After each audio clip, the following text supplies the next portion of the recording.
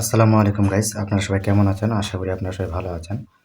তো ইউটিউবে কাজ করতে হলে বিভিন্ন ধরনের কয়েকটা মুখ্য নিয়ম আছে যেগুলা মাথায় রাখা খুব জরুরি আরকি।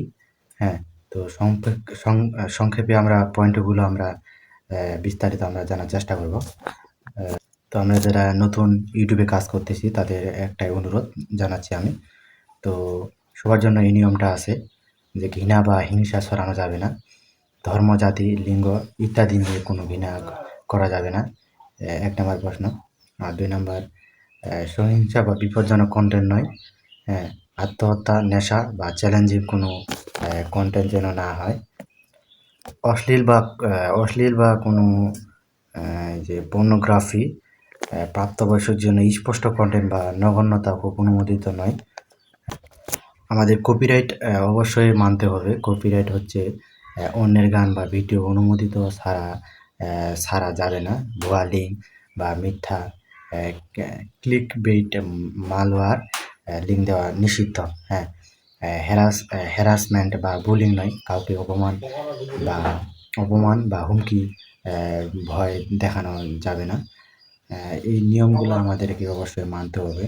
আর প্রথমত আমাদের ইউটিউবে যারা নতুন তাদের একটাই কথা বলি, যারা ইউটিউবে কাজ করতেছেন আসলে এই ইউটিউব প্ল্যাটফর্মে যারা একবারে নতুন তাদের জন্য খুব সতর্কবার্তা দিয়েছে যে আপনারা অনেকেই দেখবেন যে ইউটিউবে ভিডিও ছাড়ে, আজকে ছাড়ে বা কালকে ছাড়ে না, এইরকম করা তো অবশ্যই যাবে না।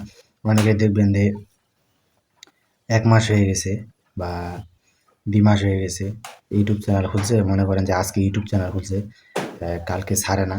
এরকমটা করা যাবে না। আসলে ইউটিউব এরকমটা করা যাবে না। আপনাদের চ্যানেলে যদি ভিউ না হয়, অনেকে দেখবেন যে চ্যানেলে ভিউ হয় না। ১ম এ তো ভিডিওগুলো ছাড়লো, আজকে তো ভিউ হইল না। ৫-১০ টা ভিউ হয়ে না লাভ কি? অনেকে ভিডিও ডিলিট করে দেয়।